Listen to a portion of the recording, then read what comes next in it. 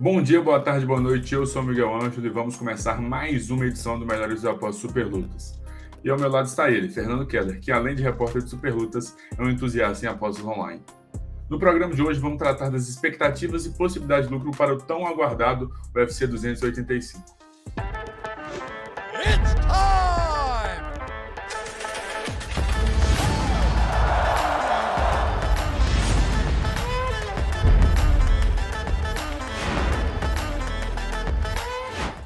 O Melhores Apostas Superlutas é um oferecimento da Rubet, a casa que patrocina Charles do Bronx e o campeão Alex Poitin e te oferece mais de 3 mil jogos online para você apostar e se divertir.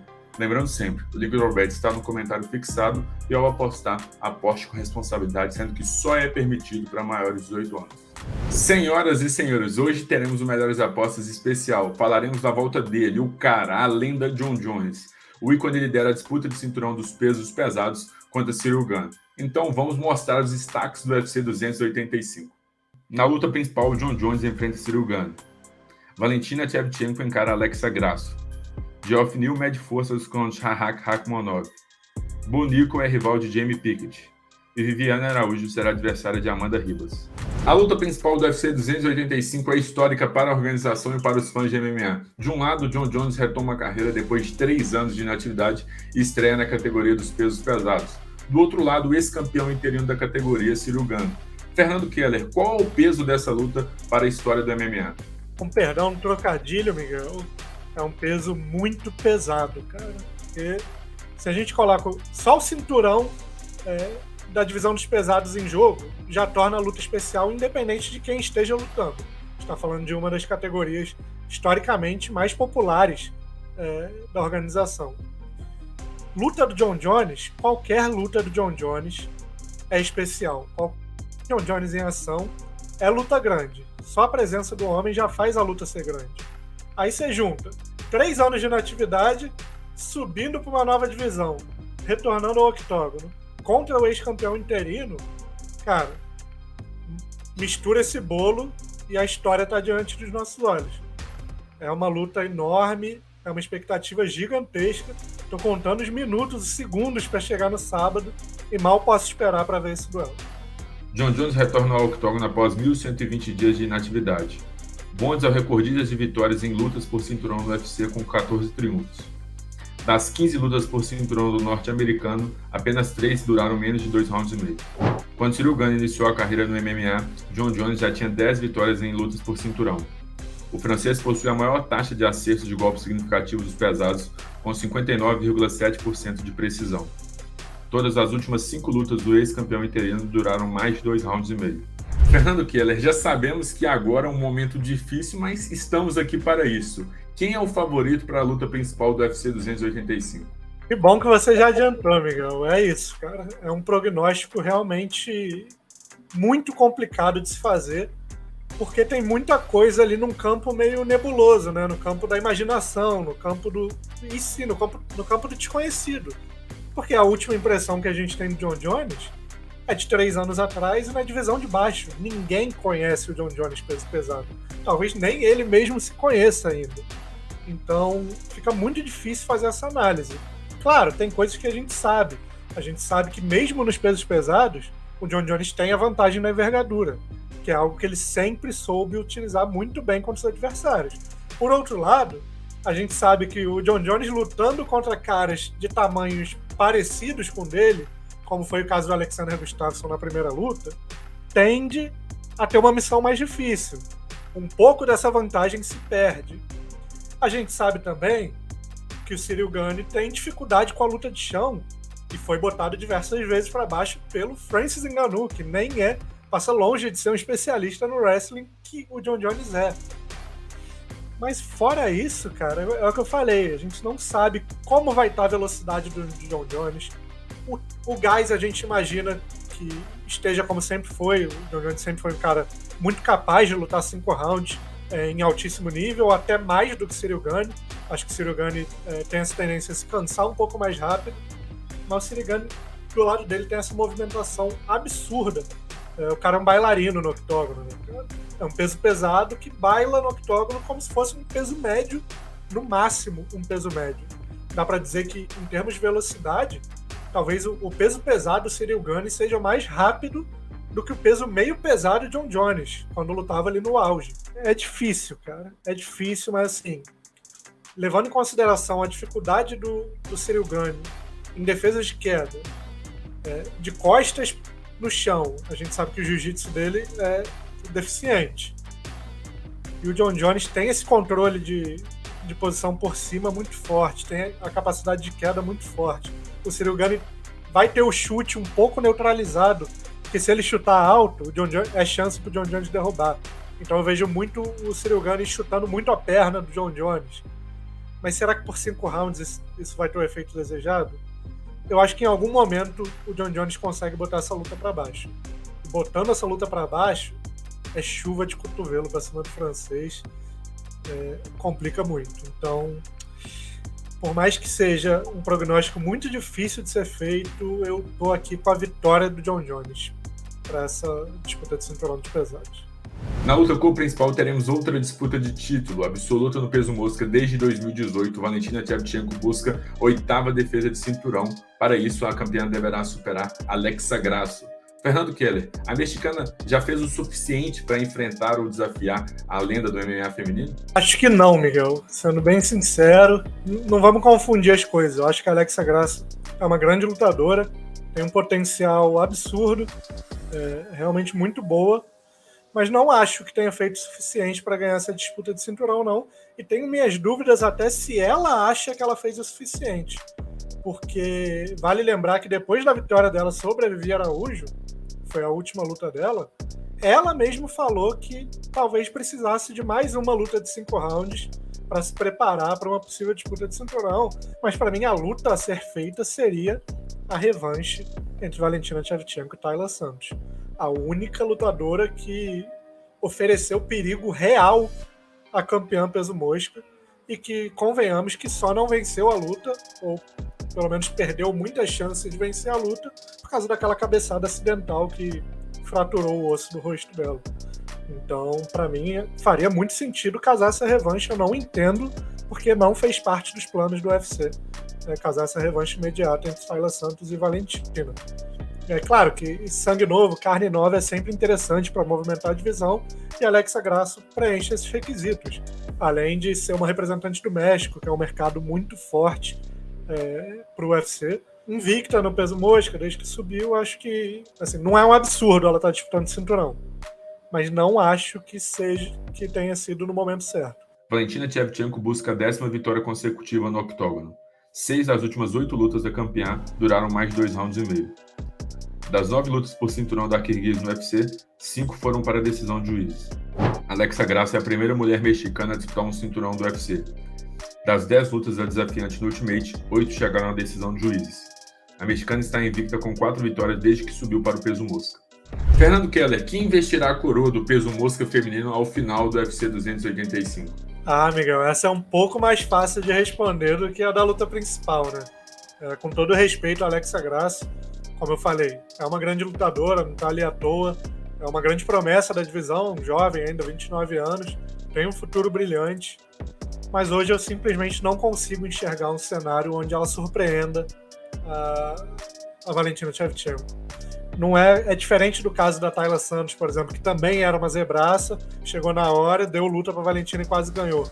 Acho que a Taila Santos tinha muita força física, um jogo de jiu-jitsu que complicou ali a campeã. O forte da Alexa Grasso é o boxe, é o volume de boxe, de jab direto, de andar para frente, essa escola mexicana de boxe muito eficiente, mas eu simplesmente não consigo ver isso complicando a Valentina Shevchenko. Acho que a Valentina Shevchenko tem um jogo que se adapta muito a qualquer cenário, a praticamente qualquer cenário que possa ser apresentado pela Alexa. Acho que ela vai ser a agressora em pé, acho que ela não vai ter dificuldade para botar para o chão. A Alexa Grasso mostrou dificuldade contra lutadores fortes de wrestling, como foi o caso é verdade que na divisão de baixo, da Carla Esparza e da Tatiana Soares, foram as derrotas dela. Acho que a Valentina Shevchenko vai ter facilidade, se quiser botar para baixo. Acho que ela vai ser a agressora na luta em pé. E prevejo... Cara, não sei se ela interrompe. Eu acho que sim. Acho que ela interrompe. Não sei se rápido, acho que a Valentina Shevchenko tem essa questão, como a gente viu nos números. A maioria das lutas dela dura pelo menos mais de 2 rounds e meio, ela vai crescendo na luta, vai agredindo cada vez mais, vai aumentando o ritmo. Então, eu aposto na vitória da Valentina Shevchenko, provavelmente por interrupção.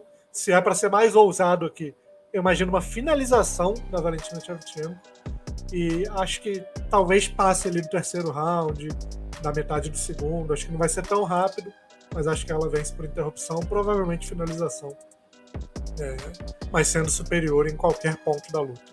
Então, vitória da Valentina Shevchenko, continuando a história maravilhosa dela no peso mosca. Ainda no card principal, um confronto que pode movimentar o top 10 dos meio-médios. Geoff Neal mede forças com a promessa Shahat Rakhmonov em uma luta que os dois buscam entrar no top 5 da categoria, que é liderada por Leon Edwards. Fernando Keller, uma luta bem interessante que voa abaixo do radar, né? Muito interessante, Miguel, bem interessante mesmo. A gente está falando de dois grandes nomes da divisão, mas que chegam de um jeito diferente, né? O Rakhmonov é o cara que chega com o pé na porta. É a grande promessa, depois do Chimaev, né? Parece que vai seguindo os passos ali do Chimaev, atropelando todo mundo, e a nocaute, finalização, e chama muita atenção. O Geoff Neal já é um cara que vai mais no sapatinho, né? Ele tá na dele, tá quietinho ali, voando abaixo do radar. Muita gente esquece que ele tá ali, mas tá ganhando luta atrás de luta, tá performando muito bem, e quando vê, tá ali na beira do top 5. Então, para mim, é o maior desafio do Rakhmonov até o momento, e acho que é uma grande luta. Uma luta que poderia, muito facilmente, ser a luta principal de outros eventos, né? de Fight Night, como seria o caso. Mas, então, na ordem ali como terceira luta mais importante de um evento tão grandioso como é esse, do retorno do John Jones, de Valentina Shevchenko defendendo o cinturão, acho que está de ótimo tamanho também, e é uma luta realmente bem interessante. Geoff Neal conquistou 5 das 7 vitórias no UFC por interrupção. 6 das 9 lutas do norte-americano no Ultimate duraram mais de 1 round e meio. Neal defendeu 88% das tentativas de queda no octógono. Shahat Rakhmonov entra como amplo favorito pela 5ª vez em 5 lutas no UFC.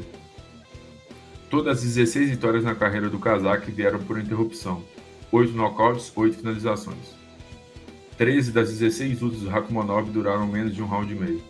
Fernando Keller, por enquanto Rakhmonov é tratado como uma promessa que não foi realmente testada dentro da categoria. Nesse fim de semana, Geoff Neal freia o hype ou o cazaque passa por mais um teste? Bom, Miguel, cara, sinceramente, eu acho que o caminho que o Rakhmonov está seguindo é um caminho normal, assim. Acho que não estão nem acelerando demais ele, e também não vejo que o UFC esteja segurando ele como já fez com outros prospectos. Acho que ele está fazendo as coisas no tempo dele. Já teve lutas contra adversários interessantes da divisão, contra promessas, como foi o caso do Moçambique, contra lutadores veteranos, como foi o último caso contra o Neil Magny, recordista de vitórias na divisão. Então acho que já foi, de certa forma, um teste, mas concordo sim que o Geoff Neal seja o maior teste do Rakhmonov até o momento. Acho que o Geoff Neal é o cara que tem potencial para, pela primeira vez, botar o Rakhmonov para andar para trás no octógono, coisa que o Rakhmonov nunca fez. O Rakhmonov sempre foi 100% agressor, andando para frente, soltando aquela variedade de golpes absurda que ele tem, de chute giratório, chute alto, cotovelada. É um cara que varia muito bem os golpes para se aproximar, botar para baixo e finalizar, que é o ponto forte, né? Mas acho que o Geoff Neal tende a dificultar essa missão, tanto pela defesa de quedas, que a gente viu nas curiosidades, que é uma porcentagem muito alta do Geoff Neal em termos de defesa de queda, quanto com o boxe de altíssimo nível, que costuma pressionar os adversários. Foi assim com o Vicente Luque, por exemplo, e quebrou aquela fama de queixo indestrutível que o Vicente Luque possuía. O Geoff Neal fez isso. Então acho que é um grande desafio para o Rakhmonov. O Geoff Neal é um grande lutador que vai voando ali abaixo do radar. Dito isso, vitória do Rakhmonov. Vamos agora para o nosso momento. É a hora que Fernando Keller traz as melhores sugestões de apostas para o UFC 285. Vai que é tua, Fernando Keller. Bem que é minha, Miguel. E para um evento tão especial como é o UFC 285, Acho que o momento Ru merece ser um pouco especial também. Então hoje a gente vai aumentar a quantidade de apostas. Normalmente a gente vai com aquele padrãozinho ali de 3 apostas simples, uma múltipla. Hoje vamos aumentar nossa pedida aqui nas apostas simples. Vamos com 5. Começando por ela, a luta principal da noite. Jon Jones retornando, disputando o cinturão peso pesado contra o ex-campeão interino Ciryl Gane. E cara, como eu falei, prognóstico complicado, realmente muito difícil de prever o que vai acontecer nessa luta. Mas é difícil se apostar contra o Jon Jones em disputa de cinturão, né? É o recordista de vitórias em lutas por cinturão. Tem caminhos bem desenhados para vencer o Ciryl Gane, que é botar para baixo e dominar por cima. Então a gente vai aqui ousar, não é tão ousado porque é favorito, mas a gente vai apostar na vitória de Jon Jones pagando 1,57. Odds de momento, no momento da gravação, na Rubet. Passando para a luta co-principal, Valentina Shevchenko, Alexa Grasso. Não vale a pena apostar na vitória da Valentina Shevchenko, porque as odds não compensam, por mais que a gente imagina que seja isso que vai acontecer. Mas como eu falei, eu imagino a Valentina Shevchenko vencendo, não só vencendo, mas vencendo por interrupção. Então Valentina Shevchenko e Alexa Grasso, para durar menos de 4 rounds e meio por 1,64, tem valor, e é nessa que a gente vai. Como eu falei, eu acho que a Valentina Shevchenko tem caminho para botar a Alexa Grasso para baixo, finalizar, ou até mesmo, quem sabe, uma interrupção em pé. Não seria um absurdo. Menos de 4 rounds e meio, eu acho que tem valor. Geoff Neal e Rakhmonov pagando 1,64 para durar mais de 1 round e meio. Ah, mas Rakhmonov bate em todo mundo em menos de 1 round e meio. É verdade. Mas contra o Neil Magny, que foi o maior desafio até então para ele, durou mais de 1 round e meio. O Geoff Neal tende a ser um desafio maior do que foi o Neil Magny. Então não vejo o Rakhmonov atropelando, embora eu creia que ele vença essa luta. Acho que não vai ser um atropelo. Acho que o Geoff Neal vai botar ele em algum momento em situações desconfortáveis. Então eu prevejo essa luta desenrolando por mais de 1 round e meio, pagando 1,64. Tá bonito demais. E agora vamos passar para 2 lutas aqui que a gente não analisou de fato durante o vídeo, mas que tem o seu valor. Matheus Ganrot e Jalin Turner, a Tarântula, para não ir até o fim, pagando 1,51. Acho que isso tem muito valor também. É verdade que as últimas lutas de Matheus Ganrot chegaram para a decisão dos juízes, mas o Jalin Turner é diferente, cara. O Jalin Turner é um cara que vai pro mate ou morra, ele tem conseguido interrupções rápidas, e quando não consegue, muitas vezes é nocauteado. Então, não vejo essa luta chegando até o final do terceiro round, pagando 1,51. Acho que essa aposta aqui tem valor. Passando pro card preliminar, Dricus du Plessis e Derek Brunson. A gente vai apostar na vitória do sul-africano, né, do Dricus du Plessis, uma grande promessa aí da divisão dos médios. Acho que Derek Brunson sempre foi ali aquele porteiro da divisão, aquele cara que tem que passar por ele para você ser considerado de fato um possível desafiante ao cinturão. Acho que vai ser o caso pro du Plessis aqui. Acho que a última luta do Derek Brunson contra o Jared Cannonier já deu para ver uma perda de velocidade bem importante ali da parte do Derek Brunson, e acho que o du Plessis, voando do jeito que ele tá, se ele fizer aquele primeiro round que ele fez contra o Darren Till, ele vence essa luta, não digo com facilidade, porque o Derek Brunson é duro, mais duro que o Darren Till, mas acho que a vitória do du Plessis aqui pagando 1,42 tem valor. Então a gente fecha assim nossas 5 apostas simples e não vamos abandonar ela, né, cara? Nossa aposta múltipla que voltou a dar certo, bateu nos últimos eventos, vamos torcer para bater de novo, começando no card preliminar. Aqui a gente vai apostar só em vencedores. Não vai ter mais de round, menos de round, para ir até o fim. Só vencedores. Farid Bashará, um dos irmãos Bashará, né, contra o Damon Blackshear, abrindo o card. Abrindo o card não, segunda luta do card, né? Segunda luta do card, vitória do Farid Bashará. O Young Gary, né, o novo McGregor, mais um irlandês aí para a turma, invicto para vencer o Kenan Song. O Cameron Simon, mais um sul-africano, que estreou recentemente no UFC muito bem também, vai para a segunda luta. A gente vai apostar na vitória dele contra o Mano Martinez. Aí, já passando para o card principal, a gente aposta na vitória de Shavkat Rakhmonov contra o Geoff Neal e a vitória da Valentina Shevchenko contra a Alexa Grasso. Juntando essas 5 lutas, São apostas, de certa forma, seguras, pagando 2,35 na odd total. E a gente fecha assim nosso Momento Rule, fazendo sempre aquela observação. Responsabilidade na hora da aposta simples, responsabilidade em dobro na hora da múltipla. Antes de encerrarmos o Melhores Apostas Superlutas, vale lembrar, os conteúdos aqui no Superlutas são feitos para e com vocês, então a gente precisa da interação de vocês para o conteúdo ficar melhor. Então, se você concorda com nossos palpites, concorda aqui com nossas sugestões de apostas, deixe aqui nos comentários. E se você não concorda também, explique o motivo e também coloque seus palpites aqui para a gente manter aquela interação bem bacana e ver outros pontos de vistas em relação às lutas que a gente analisou. Mas enfim, esse foi mais um Melhores Apostas Superlutas. Não esqueça de se inscrever e deixar o like no canal do Superlutas. Lembrando sempre, o link do Albet está no comentário fixado e ao apostar, aposte com responsabilidade, sendo que só é permitido para maiores de 18 anos. Aguardo vocês no próximo programa.